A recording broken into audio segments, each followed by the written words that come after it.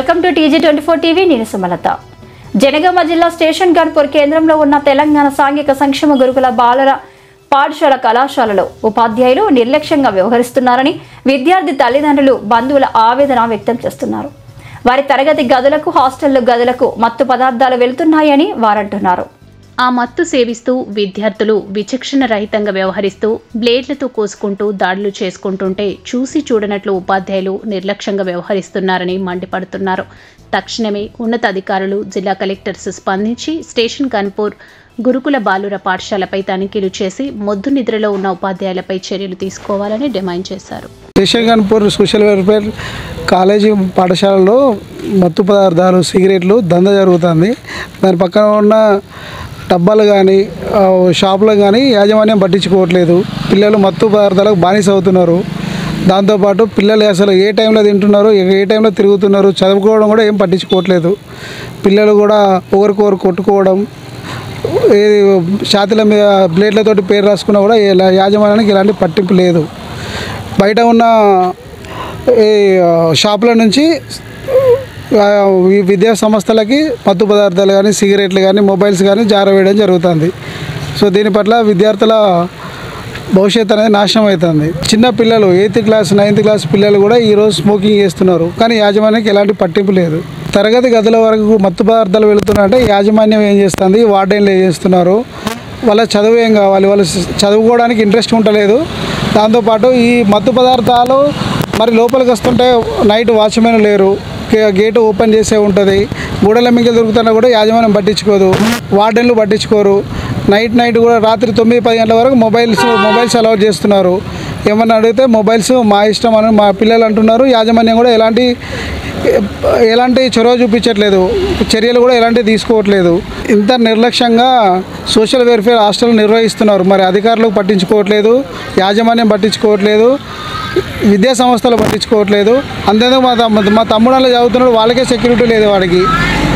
వాడి ద్వారా దాదాపు గొడవలు జరిగినాయి. మేము అడిగినా కూడా మాకు ఎలాంటి ఆలోచనలు, మాకు ఎలాంటి రెస్పాన్స్ అనేది యాజమాన్యం నుంచి మాకు ఇవ్వడం లేదు. ఏదైనా ఉంటే మేము కౌన్సిలింగ్ ఇస్తామని చెప్తున్నారు తప్పితే వాళ్ళు ఇచ్చే కౌన్సిలింగ్ ఏం లేదు. తరగతి గదులకే సిగరెట్లు పోతే మత్తు పదార్థాలు తీసుకెళ్తున్నారు. అడిగితే ఏం సపోర్ట్ చేయట్లేదు. వాళ్ళు అత్తగాని లేడు, నా పిల్లల కోసం నేను బతుకుతున్నా. పిల్లగానికి ఇప్పుడు ఇట్లా అయింది అనుకో, నాకు ఎవ్వరు బాధ్యత. మా బాబును కత్తి బిల్లెడ్తోని కోసిండ్లు, నేను బాధ్యత అని అందులో వేసిన కానీ ఎవరు పట్టించుకుంటలేరు. రేపు ఏదన్నా అవుతుంది గొంతు ఇప్పంచే చిన్న బాబు 8వ క్లాసు అయినా ఇప్పంచే ఇవన్నీ చేస్తుండ్రు అంటే రేపు పెద్ద పెద్ద క్లాసులల్లా జరిగితే ఎవరు పట్టించుకుంటారు? ఏ టీచర్లు అది లేదు. ఆ స్కూల్లే అంతా అదే అయిపోతుండ్రు. ఎందుకు అట్లా చేస్తుండ్రు? మీరున్నారనే మా పిల్లలను హాస్టల్లో వేసుకున్నాము. మీ బాధ్యత లేకుంటే ఇక మేము ఎవరి కోసం వేయాలి? పిల్లలను గుర్తించి చేసుకోండి. మాకు కానీ మా బాబుది ఏదన్నా ఉంటే చెప్పండి, సరి చేసుకుంటాం. కానీ మా బాబును ఇట్లా చేసుడు పద్ధతి కాదు. కొంచెం పిల్లలను అందరి పిల్లలను కానీ చూసుకోవాలి, మా బాబు లెక్కనే కాకుండా చూడండి. మేము పిల్లలను సోషల్ వెల్ఫేర్లో మంచిగా చదువుకొని ఉన్నత విద్య ఎదగాలని చదివిస్తాము.